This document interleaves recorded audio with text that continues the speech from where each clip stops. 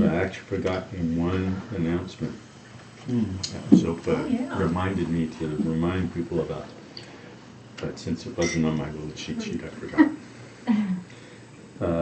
There's a work party next weekend. It's next weekend, right, Don? 21st? 21st. Whatever Saturday is. Right, yeah. Okay. Next Saturday, out at the retreat land, an opportunity to go out and even if you just went out and looked around, it would be definitely worth the trip because I hear the wildflowers are in bloom. This is 2 hours to the east and a little north into Washington, up at 2,000 feet elevation, and in the meadows and oak and Douglas fir forest, pine.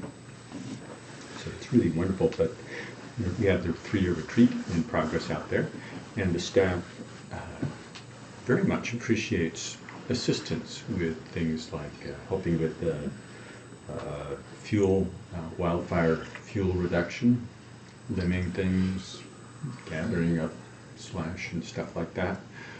Also, there's some help with building maintenance. I think there's some painting going on. So I think there's information in there. It's nice to carpool out, and I know Adele Wilson is kind of coordinating that. If you're interested in it, afterwards, check with Dora and I. I think they aim to have people get out there by about 10, so yeah. you leave a little before 8, maybe, and then come back. Leave there maybe 4 or something. So, but it's also nice. I mean, it's nice to sort of do the work, but it's also nice to just connect with the staff people who are like working there day in and day out and making that whole retreat possible. And plus, they're a nice group. Not to mention the commute through the gorge is really quite nice. Nice 2 hours. Yeah. Having made that trip many, many times now in the last 16 years or so, I'm very glad that we went that direction and not some other directions. Have to drive for 2 hours. It's a good. Yeah, it's a good direction to drive 2 hours.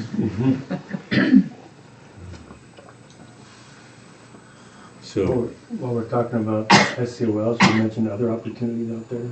sure, go ahead.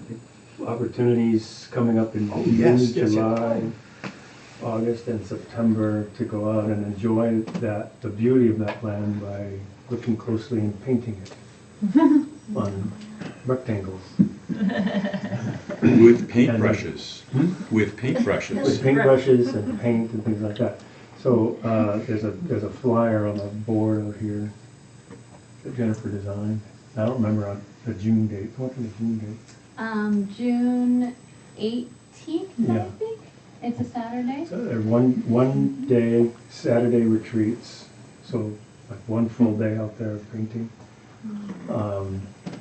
3 different teachers, Kat Sowa, myself, and Phyllis Trowbridge, and different Saturdays. So you can get more information up there. And if you've never painted, it's okay. It's okay. It's okay to go out for the first time. All the more reason. All the more reason, yeah, exactly. So, there you go. Yeah, that also wasn't on the list. Yeah. And tell your friends. I got to update my list. So back to our very first question which is it okay to draw? Is drawing different than journaling? Or is it the same? What do you think? I think drawing's non-conceptual, so in that sense it may be a little closer to meditation than journaling might be. Depends on if your mind doesn't get drawn. Well, yeah, your mind, what does your mind do when you're meditating? I think it can be non-conceptual in sort of a idealized world. I'm not sure that where the heck did I put my paintbrush? It's non-conceptual.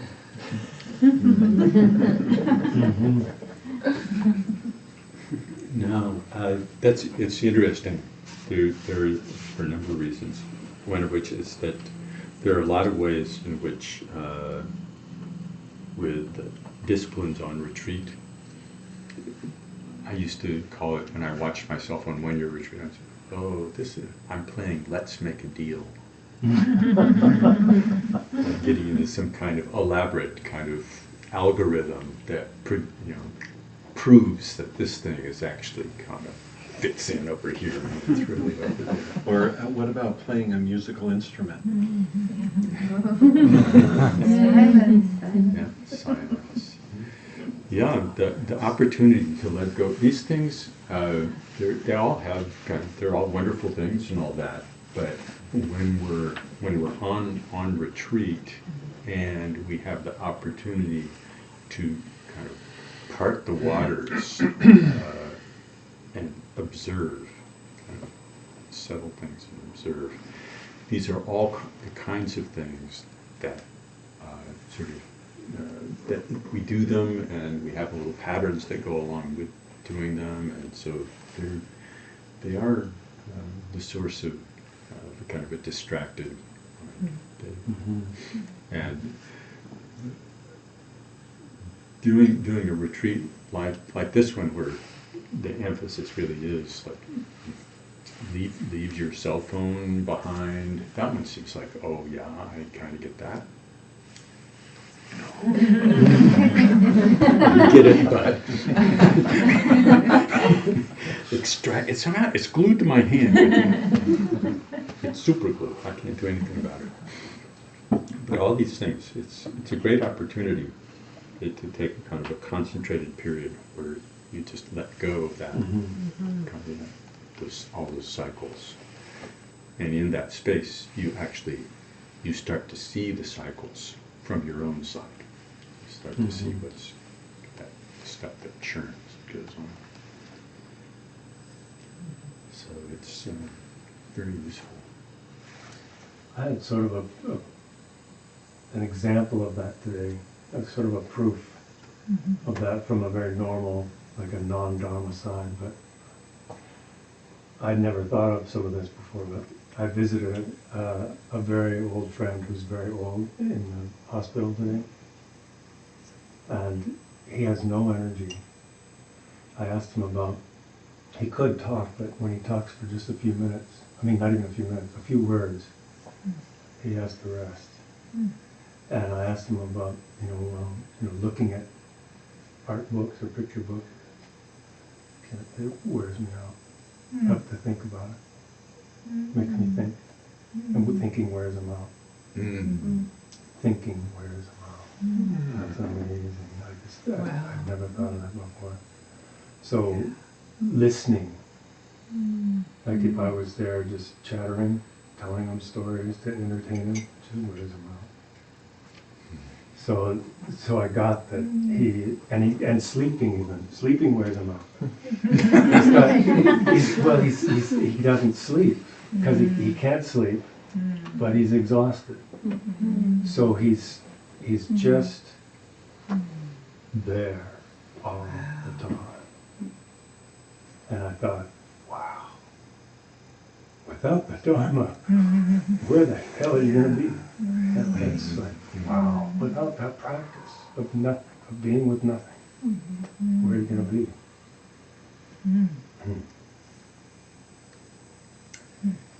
Yeah, those kinds of examples can be very raw in pointing out just what a giant pile of stuff we rely on. Yeah. Oh. Yeah, I rely on my tea and my snacks in the morning and this and that. Just like my whole day is filled with little things that I put together. Let's do that. Yeah. Habitual patterns. Yeah. Yeah.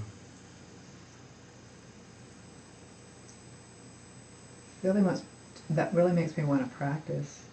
thinking about being in a space like that where none of your little crutches Yeah. would do you any good. And you just Mhm. have to be familiar with spaciousness, maybe. Well, this really does kind of, the Dharma is not for things that could be solved by taking an aspirin.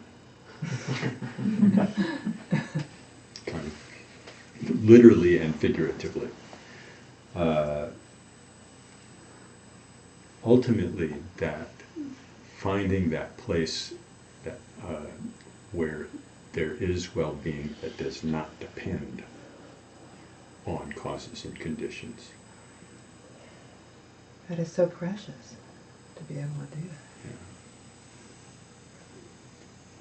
Yeah. And in order to be able to go in the direction of that discovery, it actually requires setting aside a lot of things. We may not discover it right off, but what we will at least see is all the ways in which we continually do stuff. Just how active we are on an ongoing basis, and how all that really, are we there yet? The answer is continually, no, no, no, no, no. And then we just come up with all this huge agenda of stuff. Maybe it will be this. Maybe it will be there. Maybe it will be this. Maybe. Mm-hmm. And just with that. So actually being able to look into our own experience as it arises and stepping out of that. It's kind of like, one time it came to me, this kind of this image of if you could sort of catch yourself in this moment where you've picked up one foot and you've stepped ahead, and your center of gravity is actually beyond where your rear foot is. There isn't any choice but to go ahead. Mm-hmm. And our relationship with our experience has that kind of quality of like we're always kind of in that place of kind of falling towards and but it's not a passive thing. It feels like it's just stuff is just happening, but there is this kind of leaning into it like that, where we're always at a very deep level out of balance. And being able to see that that's something that we're actually doing, and then in the seeing that we're seeing how it arises, it's actually we're able to look back into it, as opposed to like it's going, look over there, look over there, keep going, go, don't look at me. So if we can actually do that thing, turning back into that.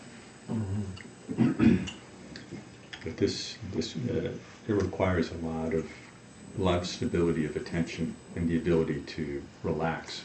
It requires profound simplicity. I mentioned simplicity just a moment. It's a very, very profound simplicity in relationship to our experience.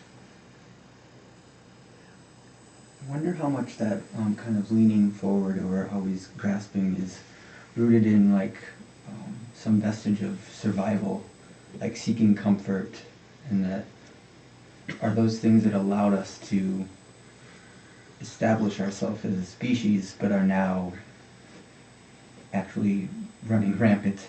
Mm-hmm. They always were running rampant, right? But there is a way in which some of these things, they're pretty good approximations of self-interest within a kind of a narrow band. The kind of objectification of the world, and the kind of picking out friends and enemies, and enemies includes trucks that are coming down the street that we shouldn't stand in front of, those kinds of things. But that doesn't get us to the fundamental well-being. It will keep our body from getting run over. Mhm.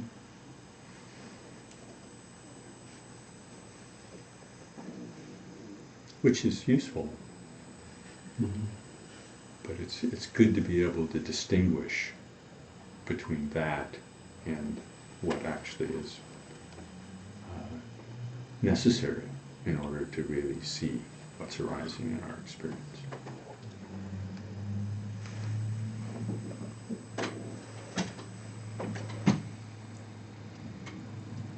Is that the freedom that you talked about? Is that ability to see what's arising and not go with it? Rather than, you spoke about we can sit and it's not the point isn't to find stillness in our mind, but it's to find that freedom where we can connect to the well-being. Yeah. And that freedom comes from not falling into, but just being aware of. That's the direction. Yeah. Being able to look into that, how that energy arises and how the grasping arises. Really being able to see that. It doesn't have the power. If we see it actually arising, we can actually see that. And the notion of we see it is kind of, let's just provisionally use terms like that. But it's much simpler than that. It's much simpler than that. But to start out with, the ability to, in kind of in an ordinary sense, to look at that is the direction. But then to actually go into the nature of it, that starts to be something that goes beyond the notion of I'm going into it. Because that sense of, our ordinary sense of I, and stuff. There's me and stuff. And if this process becomes, we can't just kind of, ultimately we can't just switch it around so there's me looking at this other stuff. Because this kind of me impulse, we actually have to look to see where that is. In the Mahamudra Aspiration Prayer, short commercial for the Mahamudra Aspiration Prayer teachings. I'm grasping. Awareness, because of ignorance, has been confused as a self.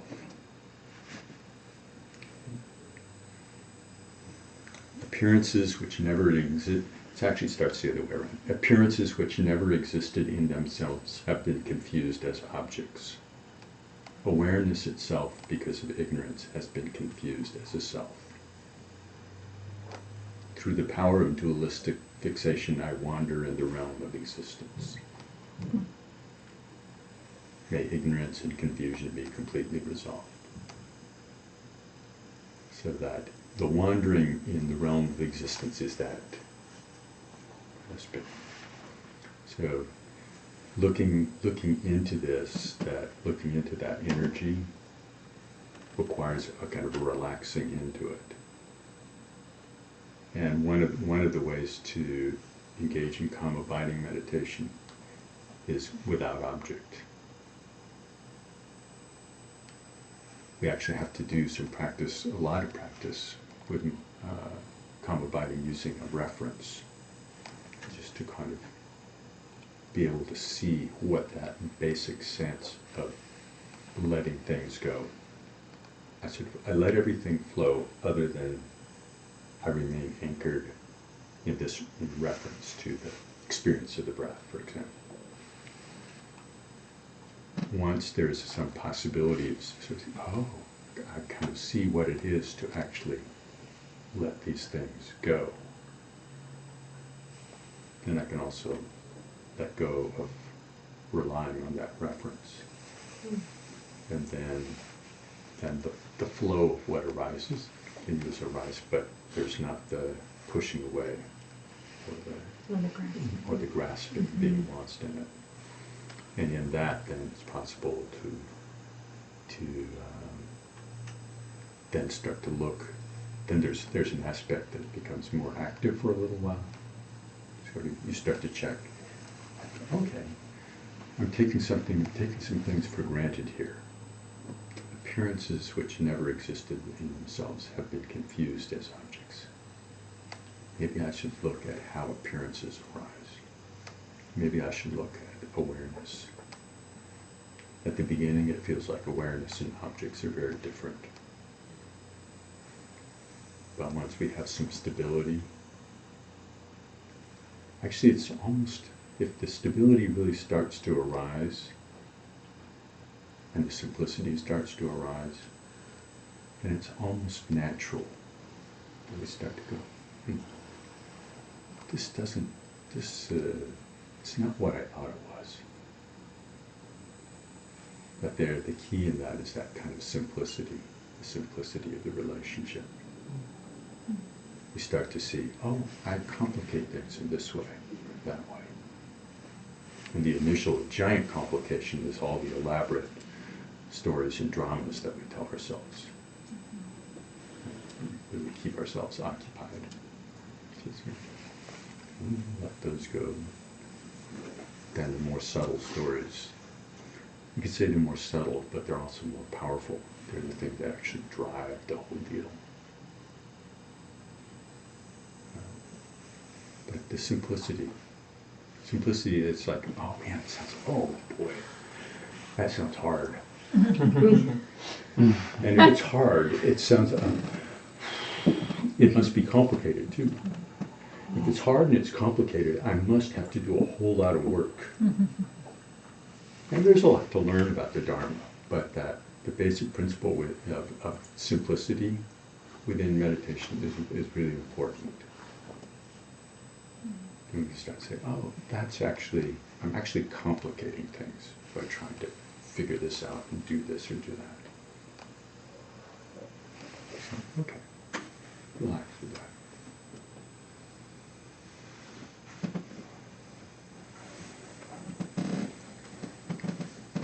Is that helpful?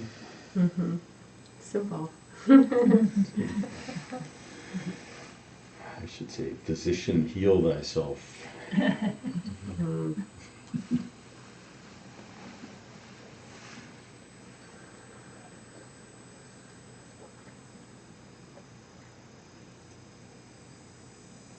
A question Yes. about that. It's kind of Kelly Joe? Kelly Joy. Kelly Joy. Kelly Joy. Yeah. Okay. I thought I overheard you. And this may or may not fit, but I'm curious what your view is. Last summer I reread Chogyam Trungpa's Spiritual Materialism book, and I'm curious about the bypassing that could fall into, or if what you're explaining could be falling into on this, on the other spectrum of perhaps bypassing something important and letting it go. Now, I don't think Trungpa actually used the term spiritual bypassing. Did he? In the book he does, yeah. Or no, spiritual materialism. Spiritual materialism. But he does talk about, I'll have to look, because there's a specific chapter he does talk about bypassing. In the context of spiritual materialism,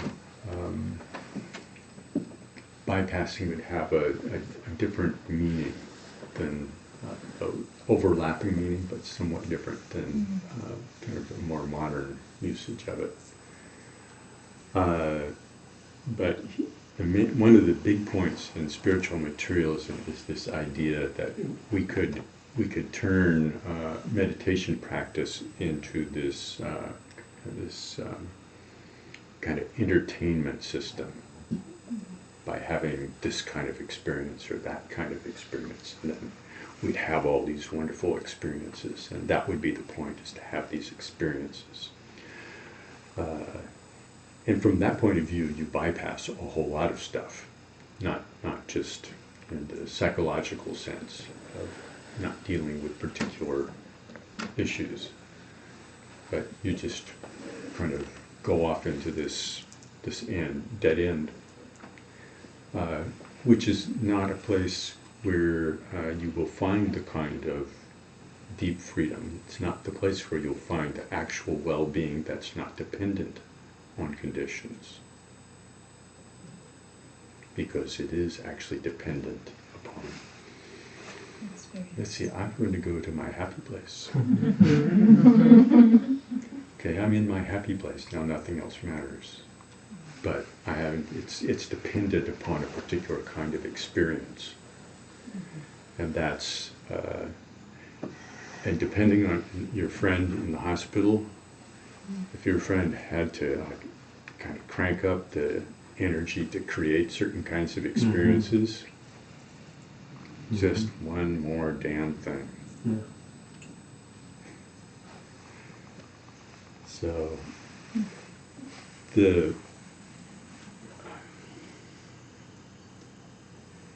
it's interesting. There are ways in which I don't think you can actually bypass stuff. But it doesn't mean necessarily that you have to process it in a particular way.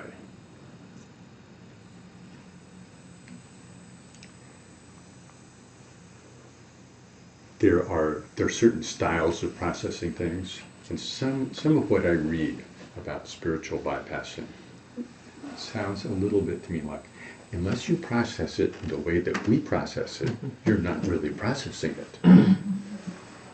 As opposed to looking more at kind of a performance standard. Are you still hooked or not? And if you actually can go through something in a way that you're actually truly not hooked by it, how you get there is a separate matter. The notion that, oh, well, you must do this unless you've done this kind of therapy or that kind of therapy, you'll be spiritually bypassing. But it's not, there's something a little bit off in that for me. But the fundamental fact of it, though, is that unless you actually can relate to experience in a way where you actually are not trapped by the patterns, then you're trying to get around it somehow, and the entrapment will still be there. So that's the fundamental problem is the entrapment of the patterns. And we can approach it at all kinds of levels. Like, there are certain kinds of patterns that we need to start very, very simply by saying, I have to really reflect on and see the difficulty and harm that this causes if I continue this. And really sort of resolve, oh, that's actually not my friend. And then to see how it is that we can do something else other than that. And however that arises, whether that's in consultation or dialogue, or however it is that we can actually see a way to do something else.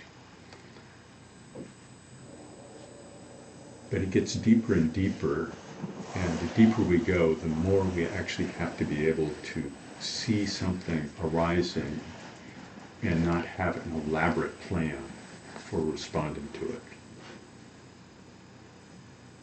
The deeper we go, the simpler it has to be. But for that to really have, not just be a theoretical thing, we can't just claim that, oh, I'll just recognize the nature of whatever, and so because that's theoretically possible, I'll just declare I don't really have to do anything about it. And Patrol Rinpoche has a wonderful short poem, song, and at the end he's talking about the power of just being able to recognize experience, the nature of experience and awareness as it arises. So if this remains just an intellectual understanding, this is worse than the ordinary 5 poisons. So kind of saying fancy stuff about this is actually not, that's not the thing. But it is actually possible to see directly into the nature of what is arising. And again, it's sort of us to see into. At that point, for true recognition, liberation upon arising to actually be possible, really seeing into the nature of awareness and seeing into the nature of appearances that arise, that has to be there, not as a remedy that we apply, but as kind of the ground of our being, seeing, so that whatever arises in that space. But this depends upon that more basic thing of recognizing this pattern is not my friend.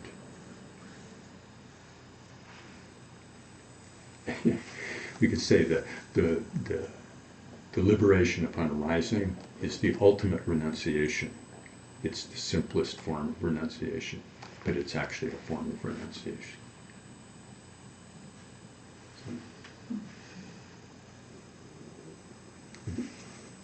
Am I just saying stuff, or is this helpful? Yes, both. And it is helpful. Yeah. No. And I've been practicing concentration practice the last handful of years, and done a handful of retreats and samadhi concentration work. And so I'm coming back to the analysis part, and I'm just questioning in myself, my own practice, how I bypass. From, you know, I'm really great at concentrating now in a certain area, and so when you were talking about letting that go, and just, I feel I have some work to do there. So Yeah. I appreciate the clarity. Well, I feel like it's good to look at sometimes what we do in our formal practice, the letting go, whatever, that's not necessarily the instruction for our daily life. And if we, it is and it isn't, but this, I think that part of the Bodhisattva path is, in the nutshell, is the 6 paramitas, right? So 2 of them are kind of related to meditation, concentration, and wisdom, but the other 4 are about things you do in the world. So if we get angry all the time, whatever it is, then the practice of patience and all its fullness gives us a lot of tools to work with that tendency to get angry or whatever, or what to do when we do, and so a bodhisattva in training is meant to be working with the things, the behaviors, and the impulses, and all the things that come up. And so if we're able to sit quietly and develop our concentration, but that doesn't mean that we're saying that in our daily life we should ignore the fact that we tend to get angry all the time and not try to apply. There's a lot of tools to work with. And some of it might be doing contemplations on the cushion rather than just meditation, working with this material. But some of it's actually just, reflecting, like Bill was saying, on how these tendencies we might have are not helpful to us, and trying to work with and those. So, I think it's definitely true that people could get pretty good at aspects of meditation. Though a lot of times, these other things will intrude on the meditation. And we'll, if we tend to get angry a lot, it's probably going to also happen during meditation sometimes. And so, yeah, I think just being able to concentrate or meditate for periods is not necessarily, doesn't show us that we're free of a lot of other things that we need to work with. That's what I think. Patrol Rinpoche.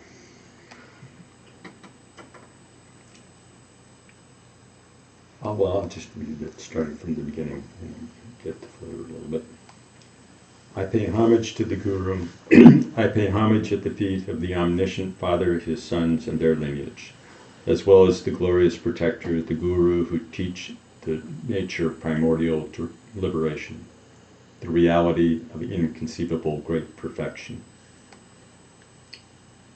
This is introduction. Beyond eliminating flaws, accomplishing qualities, adopting and rejecting, the present mind, relaxed and settled into itself, is the wisdom of uncontrived and changeless awareness. If you rest right within it, that's the unity of view and meditation. If you know how to meditate, but do not know how to be liberated, your samadhi is like that of the gods, it is taught. Thus, it is crucial to gain the confidence of realization right within liberation. Through settling your restless mind, the samadhi of its still aspect, you may suppress your afflictions temporarily. But if you do not know the secret essential point of realizing their self-liberation, upon encountering the right circumstances, the rotten corpse of your thoughts will rise again.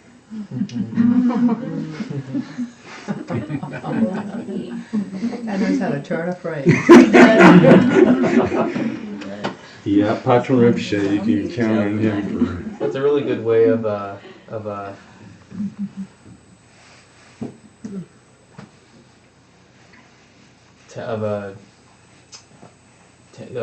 sort of seeing that voice, that habit pattern as not your friend, the rising corpse. I like that. The rotten corpse of your thoughts will rise again. So this is the traditional take on bypassing.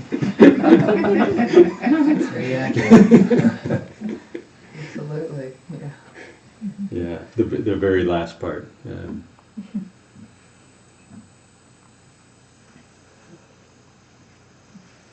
You may, if you lack this essential point, this is everything that he's talked about. If you lack this essential point, through platitudes and empty talk, you may speak of a mere object of intellectual understanding as being your realization. But that will just naturally bring the faults of your own bad character to light. This is worse than the ordinary solid fixation of the 5 poisons, and is the flaw of not knowing the scope of liberation. Therefore, the meaning of the crucial point of view, meditation, and conduct comes down to this confidence of realizing the manner of liberation. So it is essential to bring it onto the path of realizing by fusing it with every circumstance. Though what I said here is not present in my own mind stream, I have written it down unmistakably by relying on the words of the omniscient Guru, the embodiment of the Buddha. This is the crucial point of practice, so keep it in mind. Sarva Mangala. So even he says, I don't have this one down yet. But I don't think he could write so eloquently about it without having a good taste of it. Mm-hmm. Yeah.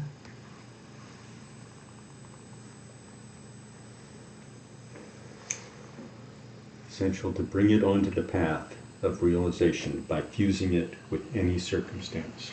So that's the aspect of what if we cultivate in our formal practice, the ability to actually see into the nature of what arises and not be trapped as it arises.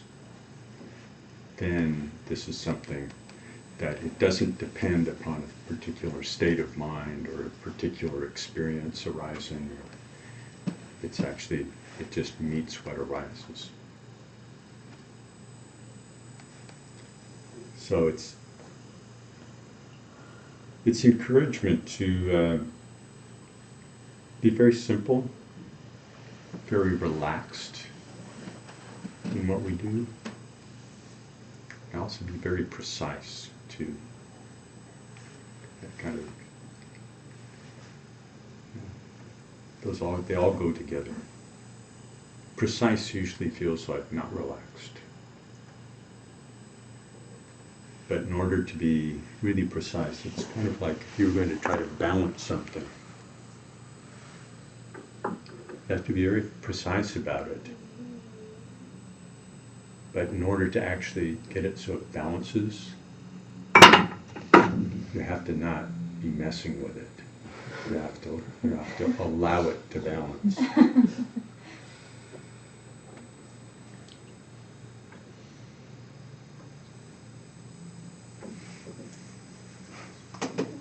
That easy. Just that easy, just that quick. So that's Especially since the end of the round. What's that? Especially since the end of the round, it doesn't. But this is possible. Yeah. You just kind of hold it down. You can. So it's possible to actually achieve a certain aspect of stillness. Whoa. Hey, you should be sitting over here, man. I'm going to use the other end. Use the flat end. The other No, end. you've got a different one. That doesn't matter. Super glue. Super good. That's even harder. Yeah, could be.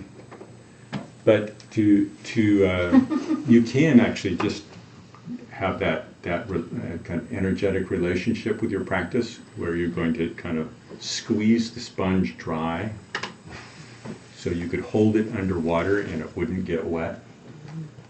It's like nothing's getting into this, but it's not actually stillness. It's kind of like a flash frozen thought form. Stasis. Just and that's, Tightness. it's extreme. It's kind of extreme aggression. How do you recognize that when it arises? Whether it's actually relaxed or not. You can You feel it. can, Yeah. It's painful. Yeah. Yeah. something- Physically, yeah. yeah. So that's, I mean, part of the not too tight, not too loose piece. It's just it's a long-term cultivation. And we were talking about this the other week or so. It's like not too tight, not too loose can become its own form of tightness if we're trying to get to some kind of exact balance, Mm-hmm. which is that's another. Well, I just want it to all happen right now. Yes.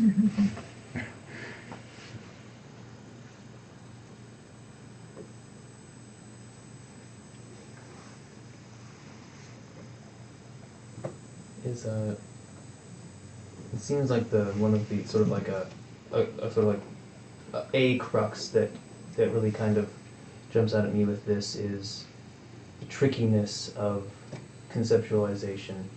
I feel like we've touched on this before, where after you can only get so close with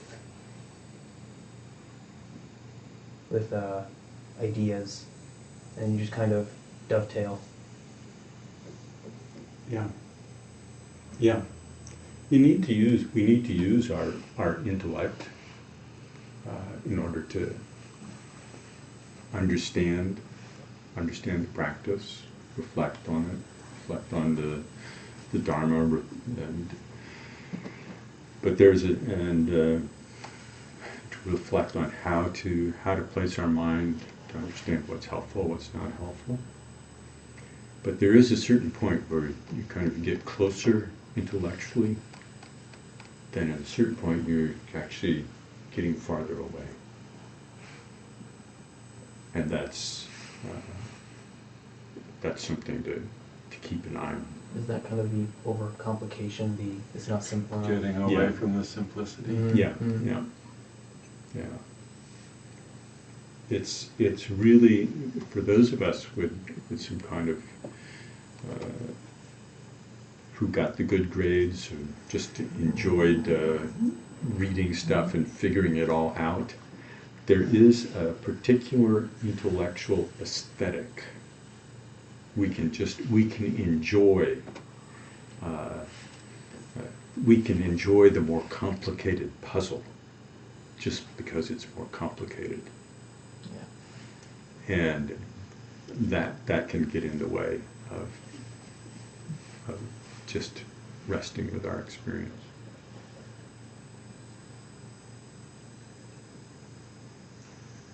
I've noticed sometimes when I'm sitting that the use of an object for stability and the focus on the technique of doing that becomes kind of a distraction. But there seems to be sometimes too much focus on using that tether or using that anchor, and that it actually feels more relaxed if I'm not using an object at all. Yeah. Mm-hmm. Yeah. So does some use one. Yeah. Sometimes, yeah.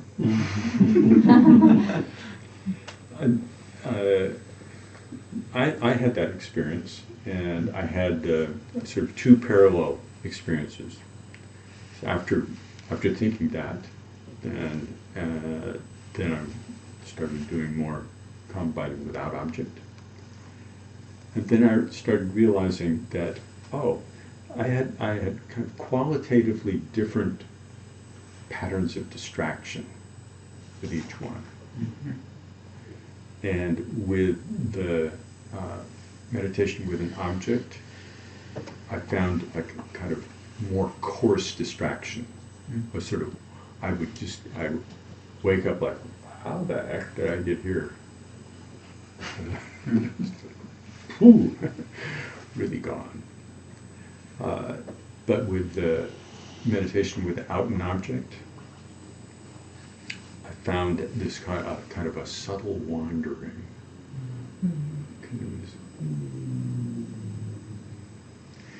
So I thought, oh, I see. There are things about each of them that are actually helpful. There is a kind of using a coarse object. It's possible to have a more refined, vivid connection. You can really feel like you could sort of meet something, and so the vividness can kind of come up a bit. But that vividness can also have that energy that goes off into the next county with your distraction. But the relaxed piece that can be more there with the combining without an object.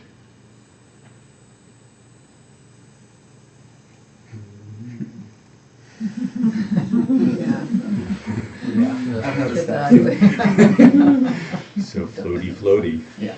And Eric often uses the image of, it kind of seems, it's like a nice warm summer afternoon. You got the inner tube out, river's not too cold.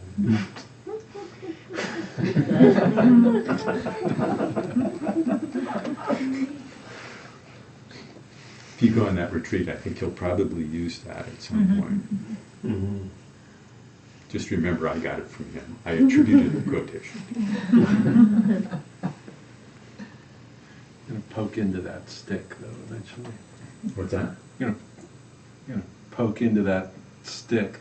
Under the rock. Yeah. So you're drowning. Yeah.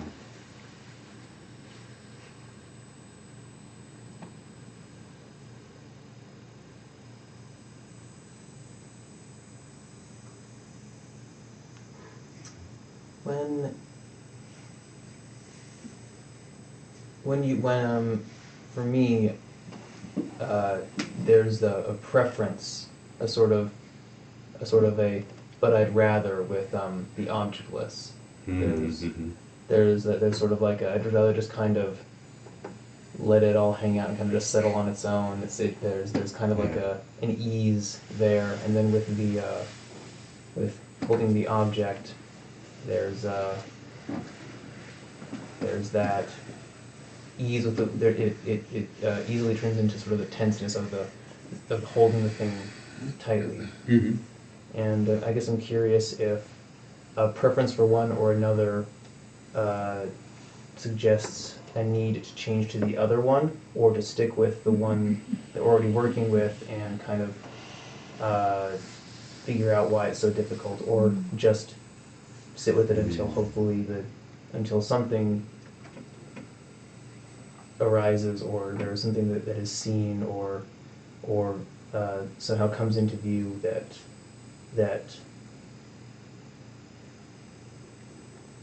not necessarily either solves or at least brings some additional clarity to why there was so much struggle. Because I always like the objectless one. Yeah. One thing I wonder is whether, I'll let you answer it, but No, go ahead. but just, the question is, I've read with some teachers describing that that the attention on the object can be like as little as, like, sometimes they say 25% or 50%, or so it's something less than you would think, and that is interesting as a, I mean, when I've considered that, then I think that can give a more relaxed sense that it's not like I have to like sort of block everything else out and make sure that that's the only thing that's there, and then just, it's sort of that pressure is more like, I just need continual awareness of it. Of course, there's also can be the tendency of, it's there, but now I'm just, the other 75% is like going all over and thinking about this, and I know I'm breathing, but I can, so that thing is not helpful either. But anyway, it's almost like a combination of, or it has been, can have still that freedom of the meditation without an object, in the sense that the mind can be relaxed and expansive, but just maintaining a continuity of attention on the object. Anyway, so maybe the work with the object is too tight. I didn't think you were gonna do that. Whoa. Drill a little hole in the bench earlier. That's why I had Dora talk. I wasn't paying I attention. know once like the other day, that way it just happened. That's funny.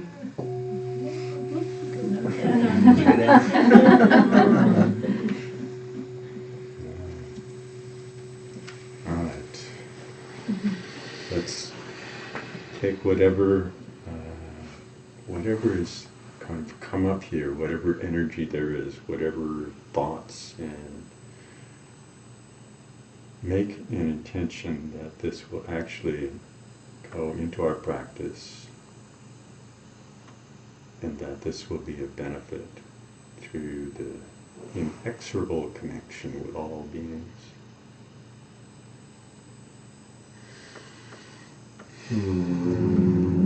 By this virtue may I quickly realize Mahamudra and establish all beings without exception in this state.